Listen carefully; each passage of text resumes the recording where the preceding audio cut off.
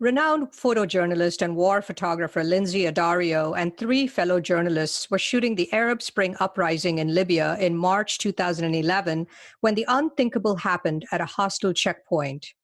The atmosphere was incredibly hostile, incredibly tense. We were clearly the enemy to them. They asked immediately if we were spies. They told us to lie face down in the dirt, put our arms behind our back, took my Nike shoes off my feet, pulled the laces out, tied me up with my laces, and put Kalashnikovs to our heads. So they put guns to our heads and were about to execute us. I mean, we were all lying face down in the dirt, execution style, in a line. Addario and her colleagues were released nearly a week later. It was hard enough to recover from the trauma of her violent kidnapping, but when a month later, Addario learned that two other journalist friends had been killed in Libya, her world fell apart. Hello, everyone. I'm Chitra Ragavan, and this is When It Mattered.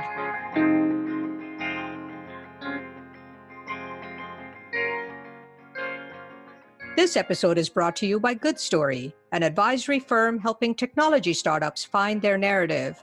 My guest today is Lynsey Addario, the Pulitzer Prize-winning photojournalist who, for the past 15 years, has covered every major conflict and humanitarian crisis of her generation. A regular contributor to the New York Times, National Geographic, and Time magazine, Addario has reported and photographed from some of the most dangerous hotspots in the world, including Afghanistan, Iraq, Darfur, Libya, Syria, Lebanon, South Sudan, Somalia, and Congo. Addario also is the author of the best-selling memoir, It's What I Do, a powerful narrative about her coming of age as a photojournalist during the post-9/11 war on terror. Lynsey, welcome to the podcast. Thank you. Thank you for having me. Did you always want to be a photographer? No, actually, I never wanted to be a photographer. For me, I started photographing as a hobby, and it was something I did sort of as I was growing up. I taught myself. I bought books on how to photograph, but it was never really something I took seriously, I guess, because I didn't have exposure to photojournalism.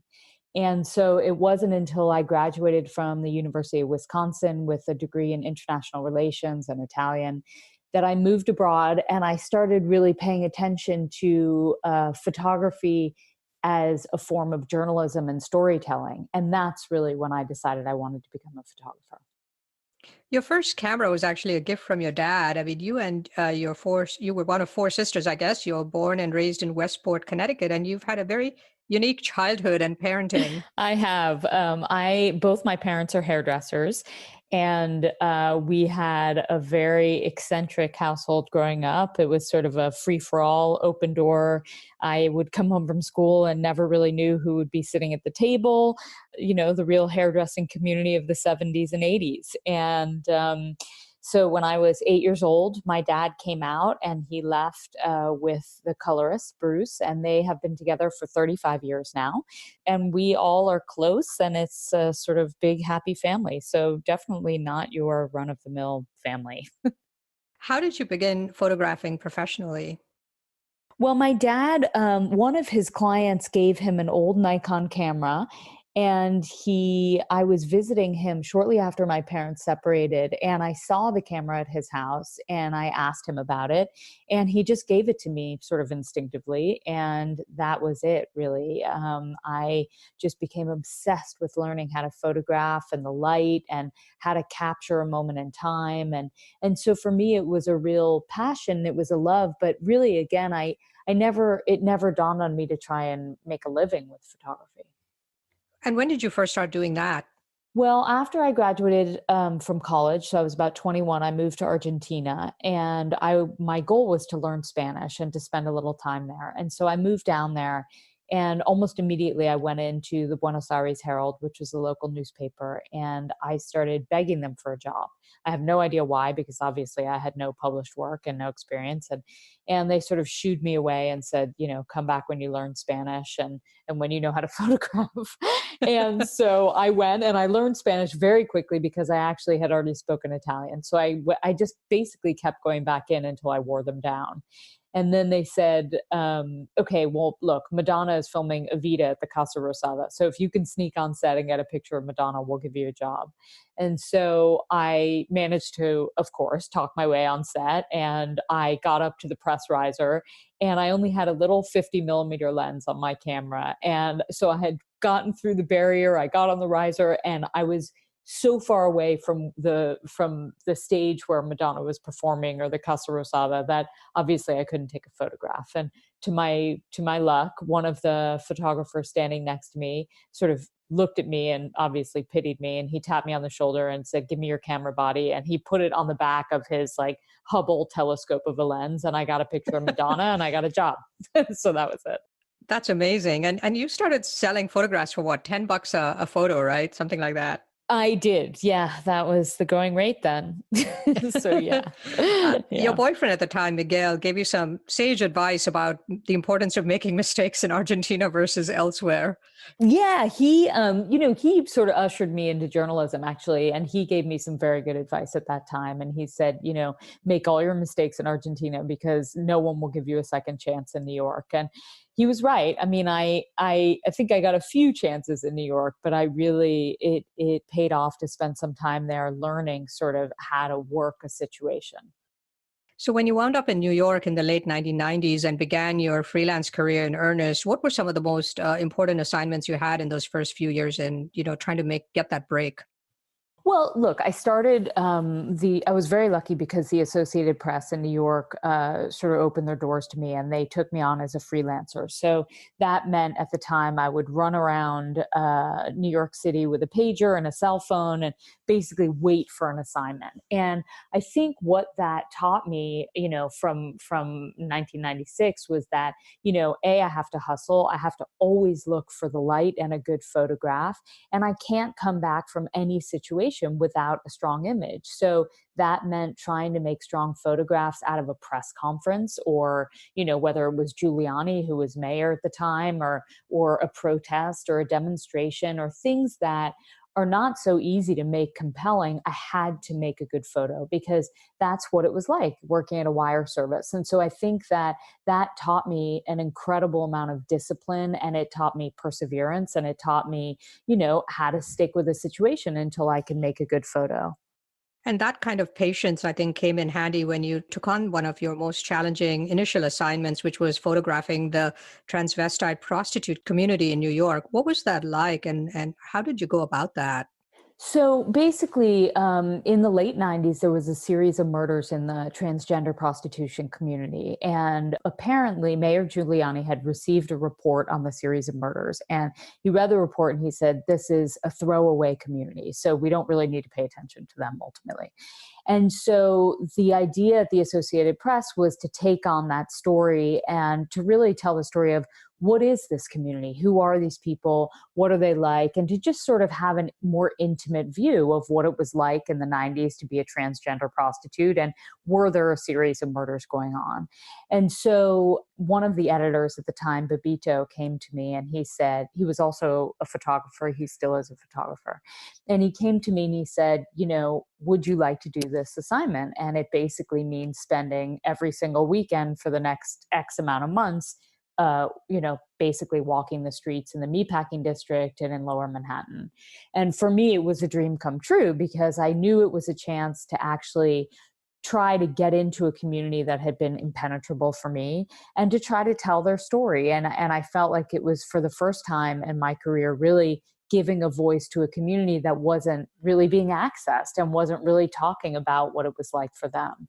So it took a long time. I mean, for weeks I went down. I was very lucky because there was a van, a sort of community outreach van that went down into the meatpacking district and handed out condoms and talked to the women about STDs. And so I sort of rode around in the van with them.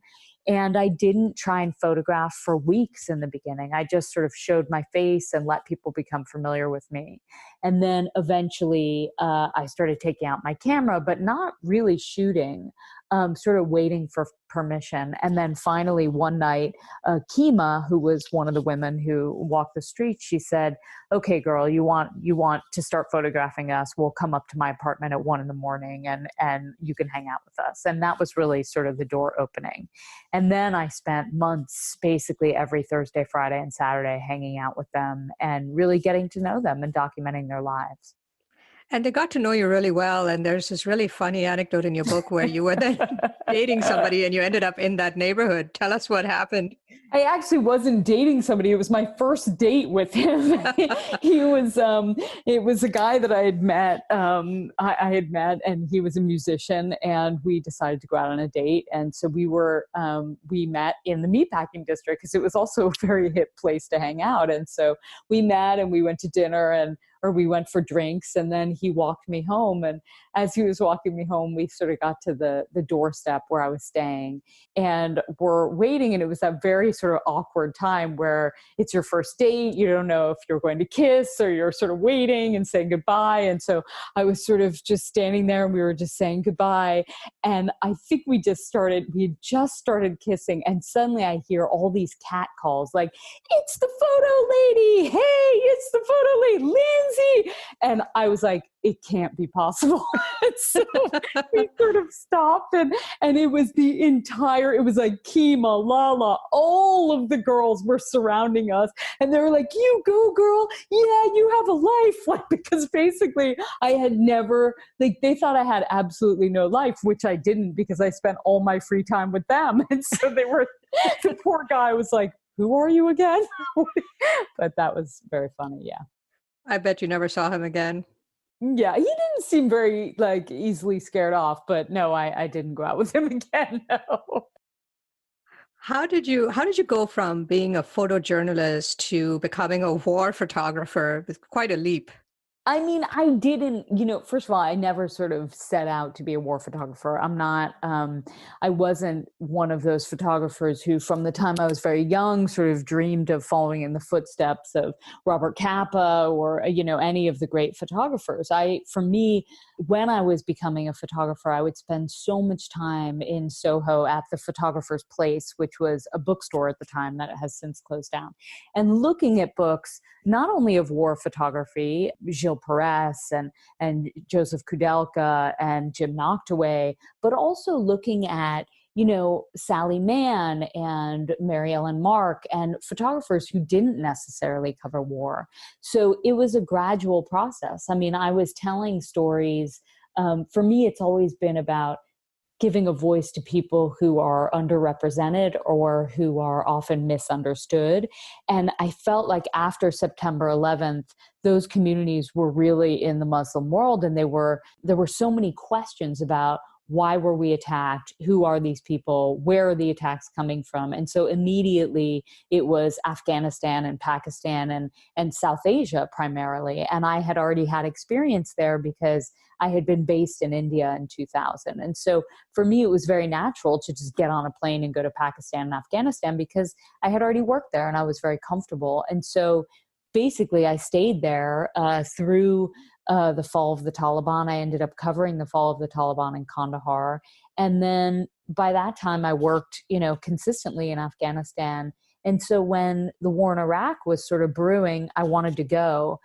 I guess because I felt like, okay, these are the wars of our generation, and I want to be part of history. I want to document these wars and sort of create a historical document, create understanding, help America understand what is going on, where we're sending American troops. And so it was more of an intellectual reasoning. It was more of a sort of drive to document the truth and to cover history. The work that you did in Afghanistan before 9/11 actually positioned you to do some of this groundbreaking work. You actually went there to shoot images of the women under Taliban rule. And a friend of yours in Delhi had told you, go to Afghanistan. You're interested in women's issues. This is a very interesting story. And I think that proved to be, you did some amazing work there. What was that like? Yeah, I mean, it's funny because I was at that time, it was 2000, and I was based in New Delhi, and I was trying to sort of make it as a photographer based overseas. And I was dirt poor and renting a room from Ed Lane, who was the Dow Jones bureau chief at the time. And he was going in and out of Afghanistan with the backing of Dow Jones, and it was under the Taliban. But there were very few journalists who were actually getting visas to go in and report there. And so he came back from one of the trips and he said, you know, you're a woman and you care about women's issues and you should go and cover this. And I thought, yeah, you're absolutely right. That's a great idea. But I went into it like pretty naively. For me, I've sort of thrown myself head on into everything that I've done, believing that, people in general are good around the world. And if I go in there with an open heart and kind of saying, okay, I'm here to tell your story, I'll be safe. And so that's ironically how I went into going into Afghanistan under the Taliban. Like, I just want to tell the story of the women living here and what it's like for them. And so he really encouraged me. I ended up borrowing money from my sister to go because, of course, no publication would back me at the time. I had very little experience. And I didn't have a consistent relationship with a newspaper at that time. So I ended up going on my own and spending my own money and trying to tell these stories and then selling the pictures after the fact. Yeah, and as you pointed out in your book, it was a time when people weren't interested in Afghanistan.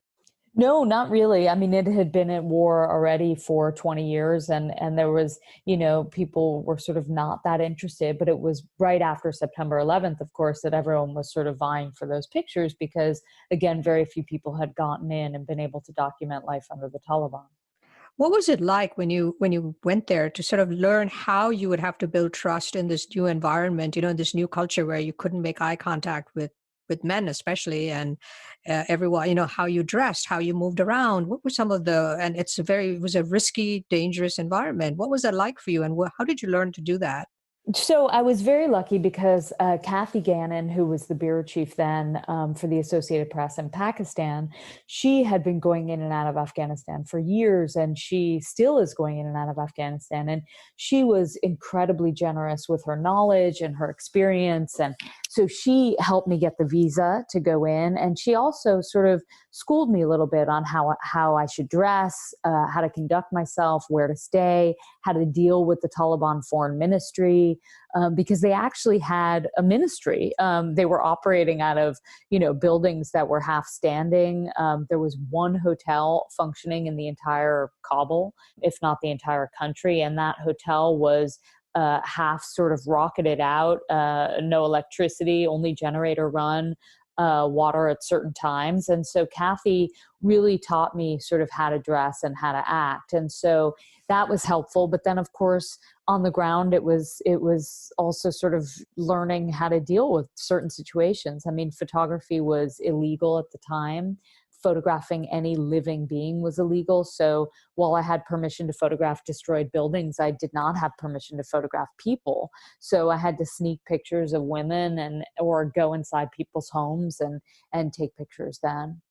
You have this amazing anecdote in the book about trying to get a visa in Karachi to enter Afghanistan, and you had to deal with this young visa officer named Muhammad, and you were warned you had to deal with him in a certain way, but you actually ended up having a very revealing conversation with him. Yeah. So it was in Islamabad, actually. And Muhammad was, I was sort of warned that he would not look me in the eye. He would make me sit there for days, and he would basically just shoo me away at some point. It would just take ages because I was a single woman trying to get into Afghanistan. And so luckily, Kathy sent me with one of her drivers, and she came in and checked on me a few times and made sure that they were actually dealing with me. But I sort of sat there with my eyes to the ground and sort of basically waited to be noticed by Muhammad. And, he would ask, are you married? Are you married? Do you have children? And, I lied and said, yes, I'm married. And yes, I have children, because I was told that, it's better to be married than to be single. And so this is all, years ago. And so finally there were people coming in and out of the visa room, drivers and people procuring visas for other journalists and other companies. And finally there was a moment where there was like no one else. And it was like, I had already been sitting there for days, and he started asking me more and more personal questions, like, what is it like in your country? And, and so we ended up sort of developing this very, not quick friendship, but he opened up to me and he started telling me that his mother had died and he was worried that he would never find a wife. And in the end, he gave me a visa. So there. That's amazing. After 9/11, your world became infinitely more dangerous, and you've kind of been in every major hotspot in the world, framed by this backdrop of the war on terror. And your book describes in graphic details the dangers of being a female photographer in these parts of the world. And you've kind of been subjected to all kinds of dangerous incidents. Can you list some of the lowlights? Some of the lowlights. I have been kidnapped twice, once in Iraq in 2004, April of 2004, with a New York Times colleague in Garma on the outskirts of Fallujah. It was right before the first invasion of Fallujah.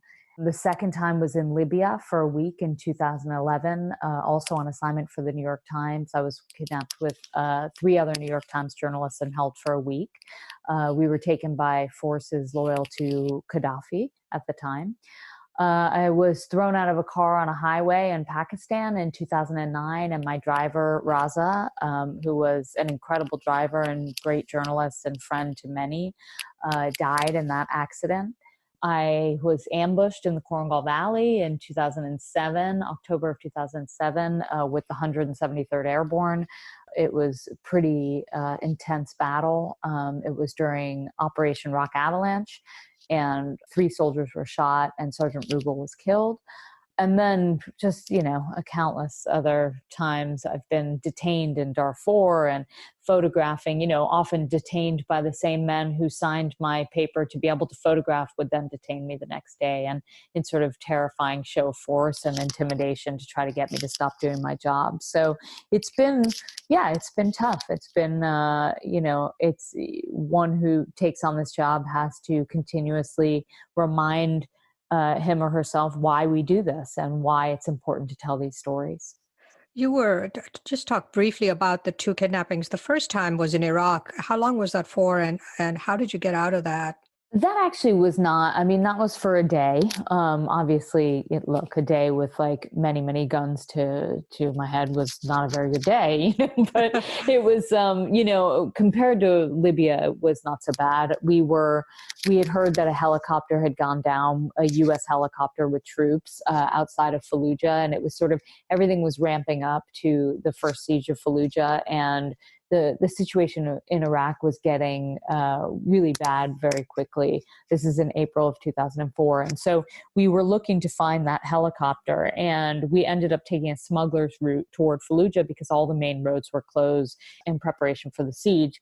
And so in taking the smuggler's route, we ended up driving like smack into a village of insurgents. And it was sort of terrifying. The beginning of any kidnapping is the most terrifying part because adrenaline is running high, and the insurgents or whoever ends up kidnapping you is, screaming and shooting and rockets, and, everyone had their faces wrapped and pulled the driver and translator out of the car and tried to pull my colleague out of the car, and then just left me sitting there because as the only woman, I'm often just left in the car, which never really makes any sense to me. So I watched sort of my colleague get ushered off into the sea of guns and rockets. And I just thought, an American man alone will get killed. So I jumped out and I thought, I'm just going to say I'm his wife. And so I ran up and I sort of pointed to my ring and I said, he's my husband and I'm not leaving him. And I sort of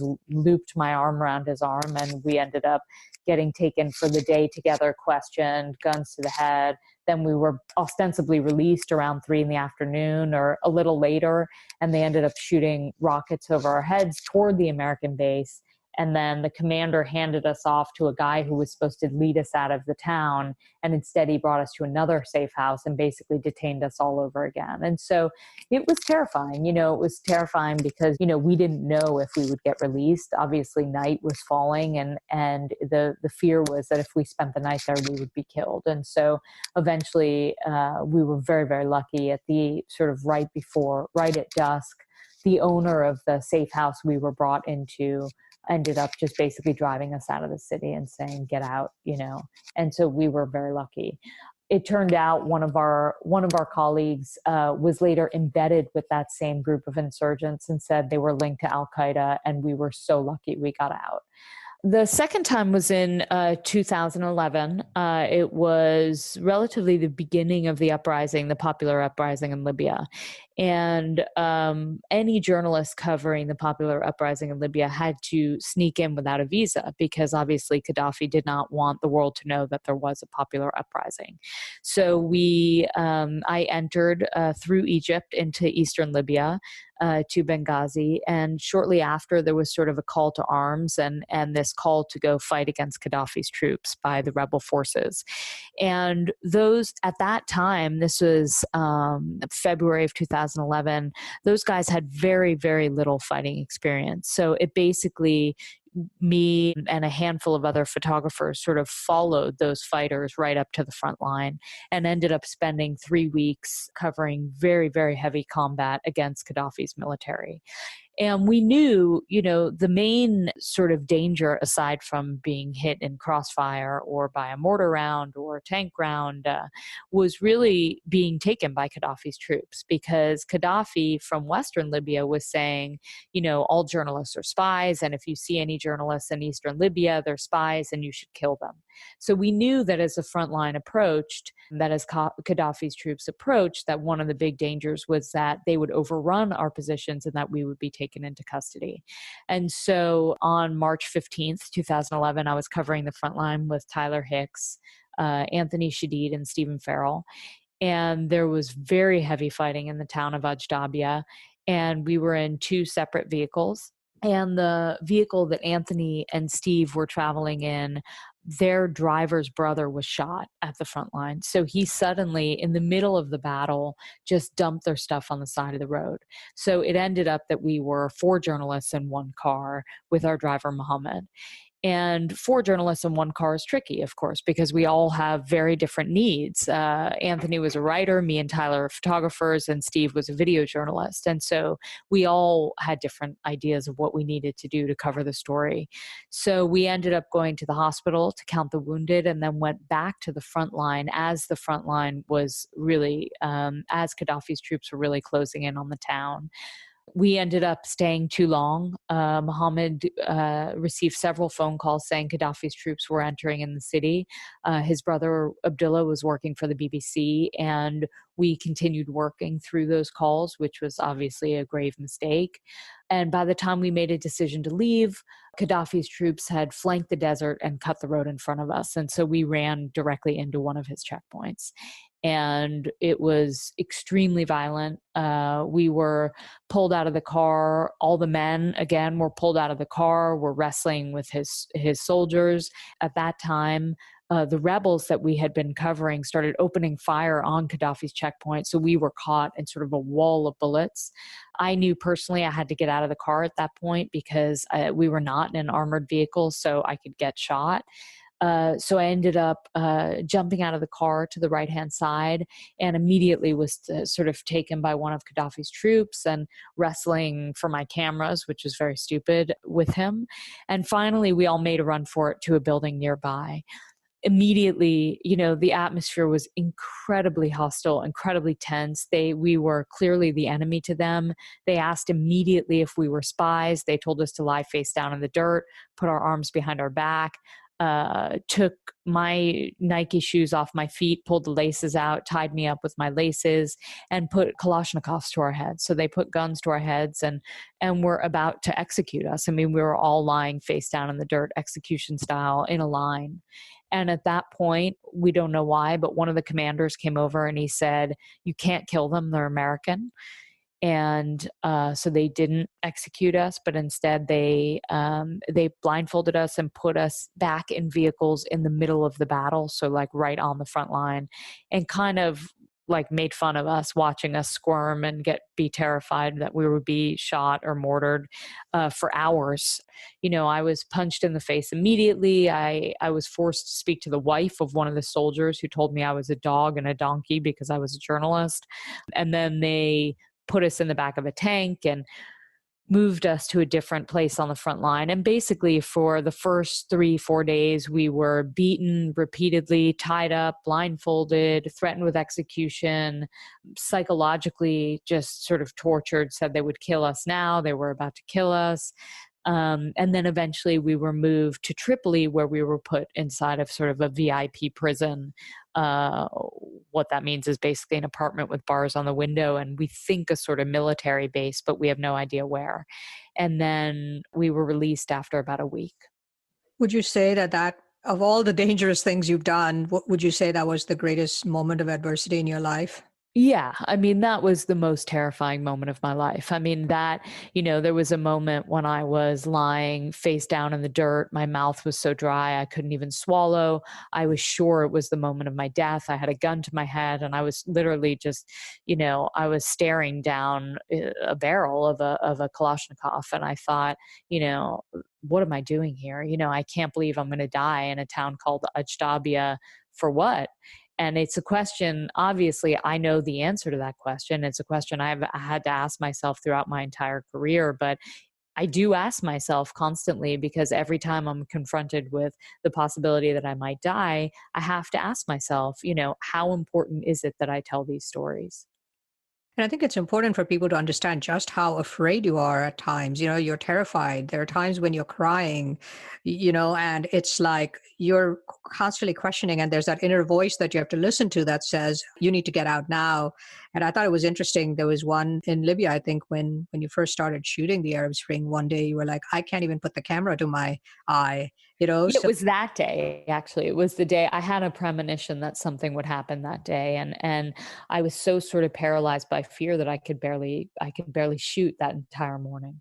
How do you push yourself? How do you get out of that? How do you overcome that fear?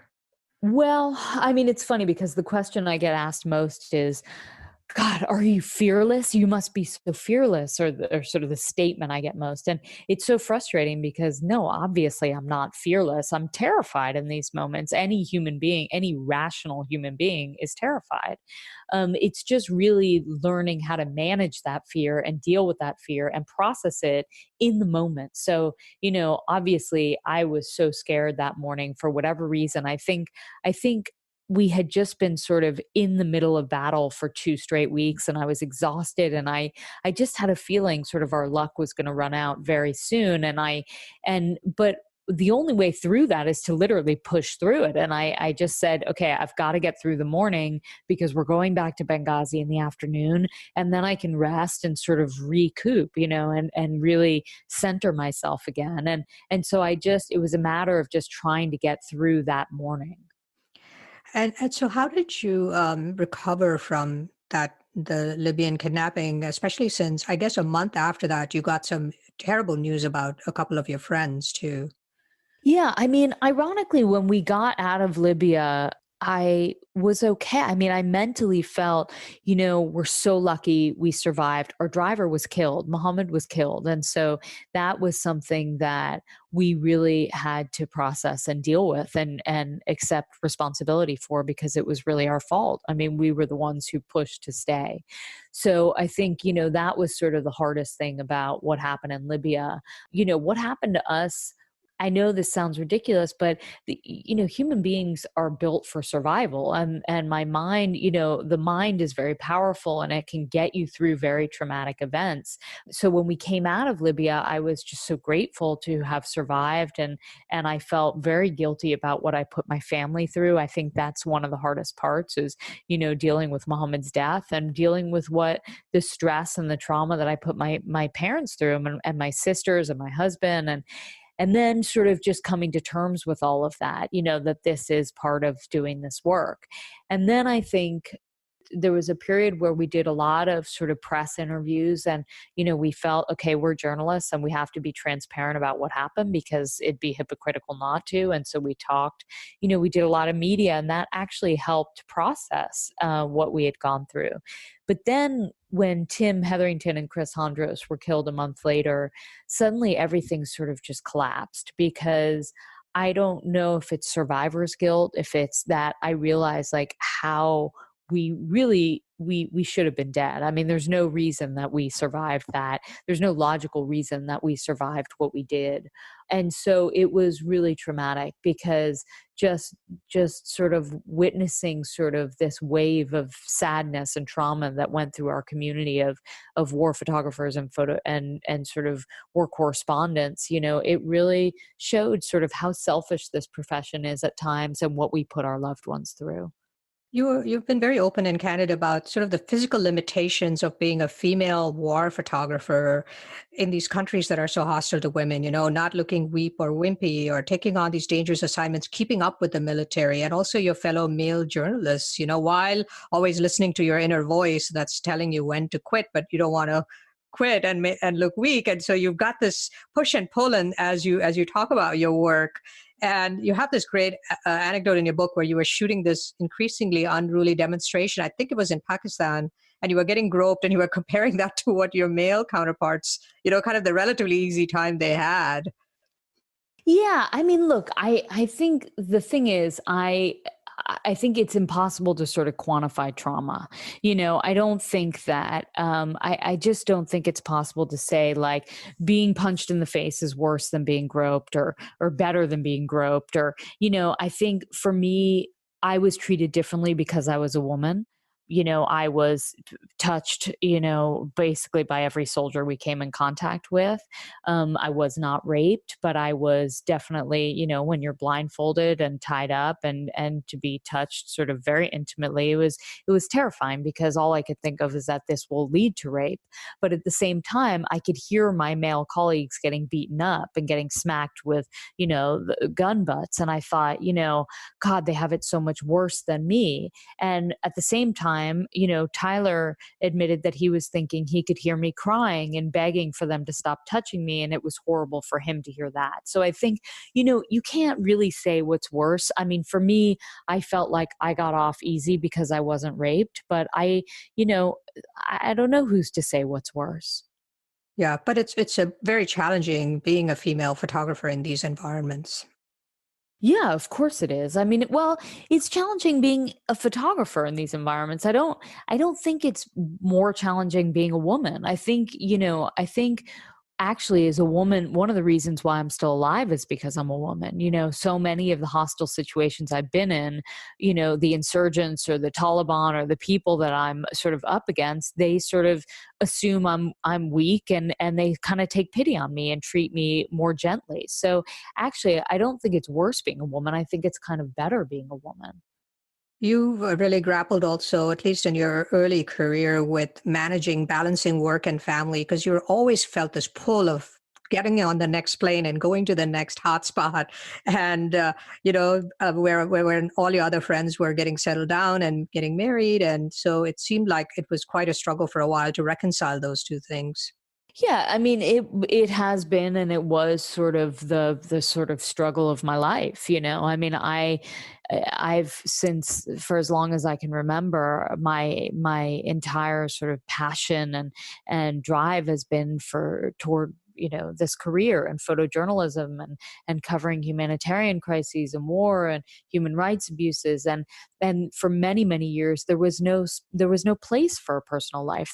I didn't have the time, the energy, or the space. And I think that, it was in my early 30s that I sort of realized, do I want to be sort of single and familyless my entire life? And, I kind of need to figure out how I'm going to fit time for another person in my life. And I had tried, but every relationship just failed miserably. And so I think, at that time in my sort of early 30s, I met my husband, who was a journalist. He was the bureau chief for Reuters at that time. And And he was the first person that I had actually dated who understands sort of the rigors of journalism and the demands and the fact that you have to run off at the last minute to be at a story. And so it was the first time I was in a relationship where it wasn't so black and white. It wasn't either sort of him or my job. And so that enabled me a life. But, I think obviously when we decided to have children right after I got out of Libya, it was terrifying for me. I didn't tell anyone I was pregnant till I was 6 months pregnant because I was sure people would stop hiring me. So I sort of hid my pregnancy from everybody. And then, after I had children, my editors were less understanding. I mean, there is no question, I have editors I've had one editor who say, I'm not sending you to war because you're a mother. I've had editors who just sort of gradually stopped giving me tough assignments. I've had an editor question, how do I feel being a mother going into war? Don't I feel bad? So, these are editors and they're, I guess I'm lucky that they feel close enough for me to be honest with me. But the fact is, I don't get treated the same as I did before I was a mother. And sometimes you put your life in danger, but the photos don't get published or they don't get the visibility they deserve, perhaps because of an editor's judgment call. How do you deal with that when you've literally put your life on the line? It's so hard. There's such a delicate balance because it's, you don't want to push too much because you don't want to be the difficult photographer that no one wants to work with anymore. But at the same time, there is a point, I risk my life and we all risk our lives and we want those images out there. I think, I don't know. There is no answer to it. I think it's important to be honest and to try to vie for those images to get published and to make your case. But I think at the end of the day, it's the editor's call. You recently took on a very different type of assignment, documenting a very different type of death. Can you talk a little bit about that assignment and why you decided to take it? Sure. So the New York Times sports desk came to me actually in 2017. And they asked me to go to Japan to meet Marieke Vervoer, who was a Paralympic athlete. And at that point, she had won a gold, 2 silvers, and a bronze in the Paralympics. And so she had also, in 2008, signed her paperwork to do euthanasia because she was suffering from a degenerative muscular disease. And so she did the paperwork in 2008, even though she knew at that time she was not ready. She kind of wanted them as a security for the time when she was ready. She wanted to know that she sort of had the papers in order and it was her way of controlling her illness. And so when I met her, she was in constant pain. I mean, she had some good days, some bad days. She was in Japan, which was one of the last things on her bucket list. And we spent a few days together. And then I ended up going to visit her very routinely to her house in Belgium, in Diest, over the course of the next 2.5 years. And really the story initially started out about the sort of life and the life of Marieke Vervoer and what was her life like as she grappled with deciding when to end her life. But it really became about, her in this constant struggle to, she was an incredibly complicated woman who loved life so much. She loved her friends. She had a very close relationship with the people in her life and a real sort of charisma and the kind of woman who just threw her head back and laughed all the time. And then suddenly that would just change in an instant and her eyes would be rolling back in her head and she would be vomiting and having a seizure and passing out and choking and that for the almost 3 years I photographed her, that was her life. It was just a constant back and forth of horrific moments and beautiful moments. And finally, she chose to end her life on October 22nd, 2019. And I was in the room with her and her parents and her loved ones and her nurse. And it was an incredible privilege to witness the end of her life. It was something she asked me to document and to be there for. And she was very savvy about wanting to tell the story about euthanasia and how important it is for someone who suffered like her to be able to decide to end their life with dignity. And so she really sort of entrusted me with that story. And it was an amazing, amazing story. And you had your own article accompanying those photographs as well. I did. I thought it was really important to write about those boundaries we have in journalism of, we're not supposed to get too close to the subject. We're supposed to remain objective. We can't interfere and there's so many rules. And I think, we all follow those rules, and I've been doing this for over 20 years now, but this was a very particular story that challenged me in ways I've never been confronted with. In order to be there for the moments where I had to document her having a seizure in the middle of the night, I had to sleep on her couch. And so every time I went to Deast to cover her, I slept on her couch. And it was me in the end who ended up sort of holding her up while she choked or holding the bucket while she vomited. And, so how do you deal with that as a journalist? I photograph and then I'm holding her head up and so I became very, very close with her. And our relationship was proximity to a subject that I've never before experienced. And so I wanted to sort of write about that in full transparency. Looking back on that young photographer in Argentina selling her photos at $10 a photo, what would you say to that person about this incredible journey that you've been on over the past nearly quarter century? Look, I mean, it's such a privilege to have been, to be able to sort of walk in and out of people's lives and to tell their stories and to be sort of the person who communicates these issues through incredible publications like New York Times and National Geographic and Time. And I think, I just can only hope that I've been able to provide people with a better understanding of issues maybe they didn't know so much about, or with political situations, or with the wars, the behind the scenes of these wars. In today's environment where there's so much distrust and suspicion of the news and news outlets, news reporters, journalists, what comes across is, that people forget, I think, is the people that actually bring that news, the incredible sacrifice that reporters like yourself undertake, on the front lines, and the dangers the dangerous situations you're in order to deliver the news. And I think that's something worth bearing note. Yeah, I mean, it's sort of a tragic time for journalism right now because we have, we're in an environment and we have a president who generally sort of refers to everything as fake news, and there's a lot of rhetoric going on, and people have just really lost respect for journalism and the fact that we are there to do a service, to provide a service, to document situations, to hold people accountable. We are there to counter lies, to tell the truth. And so I think there are people behind all of the stories and the photographs you see, and it's important not to forget that. And I think that, there's been a lot of negativity, and I hope that people can step back at some point and realize how important the role of journalism is. Lynsey, thank you so much for joining me today and for the fascinating and inspiring conversation. Thank you so much. Thanks for having me. Lynsey Addario is a Pulitzer Prize-winning photojournalist who, for the past 15 years, has covered every major conflict and humanitarian crisis of her generation. A regular contributor to the New York Times, National Geographic, and Time magazine, among other outlets, Addario has reported and photographed from some of the most dangerous hotspots in the world.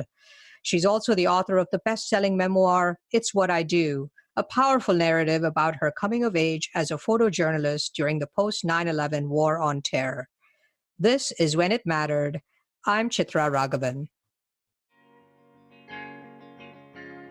Thank you for listening to When It Mattered. Don't forget to subscribe on Apple Podcasts or your preferred podcast platform. And if you like the show, please rate it 5 stars, leave a review, and do recommend it to your friends, family, and colleagues. When It Mattered is a weekly leadership podcast produced by Good Story, an advisory firm helping technology startups find their narrative. For questions, comments, and transcripts, please visit our website at goodstory.io or send us an email at podcast@goodstory.io. Our producer is Jeremy Kaur, founder and CEO of Executive Podcasting Solutions. Our theme song is composed by Jack Yeagerline. Join us next week for another edition of When It Mattered. I'll see you then.